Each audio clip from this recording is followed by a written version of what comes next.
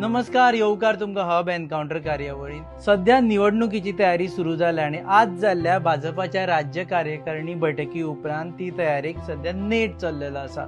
भारतीय जनता पक्षाची स्ट्रॅटेजी कितें आसतली, अलायन्स आसचे काय ना, ह्या सगळ्या गजाली जाणा जावन घेवपा खातीर सध्या आमी आयिल्ले आसा परवरी मतदारसंघात भारतीय जनता पक्षाचे उत्तर जिल्हो अध्यक्ष महानंद असनोडकर रावतात.